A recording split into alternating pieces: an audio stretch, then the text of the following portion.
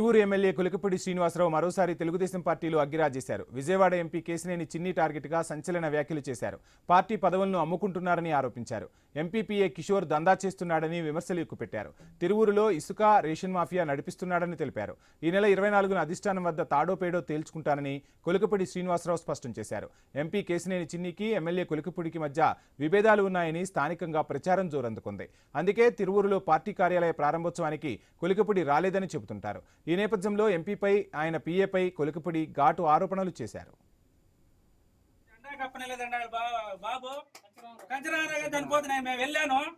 బొమ్మసాని మహేష్ గారు చెప్పారు నాకు. బొమ్మసాని మహేష్ గారు తిరువూరు పట్టణానికి 11 సంవత్సరాలు పట్టణ పార్టీ అధ్యక్షుడు. ఆయన్ని ఎన్నుకునేటప్పుడంట రాష్ట్ర పార్టీ ఒక పరిశీలకుడిని పంపించి పోటీ జరిగి ఎన్నుకున్నారు. కార్యకర్తల సమావేశంలో ఎవరెవరైతే పోటీ చేస్తారో పోటీ చేయమని పోటీ పెట్టి ఆ పోటీలో ఎలక్షన్ లో గెలిచాడు. ఎంపీ గారి ఆఫీస్ లో కూర్చొని కమిటీలు రాస్తున్నారు. అంతకుముందు సూరపనేని రాజా అని ఒక అతను నియోజకవర్గం మొత్తం తిరిగాడు. పార్టీ పదవులకి నామినేటెడ్ పోస్టులకి డబ్బులు వసూలు చేశాడు. ఆ తర్వాత ఎంపీ గారి ఆఫీస్ లో మూల్పూర్ కిషోర్ తిరువూరు నియోజకవర్గంలో ఇసుక మాఫియా నడిపేది ఆయనే, రేషన్ మాఫియా నడిపేది ఆయనే, పార్టీ పదవులు అమ్ముకుంటుంది ఆయనే. ఇవన్నీ పార్టీ నాయకత్వానికి చెప్దాము.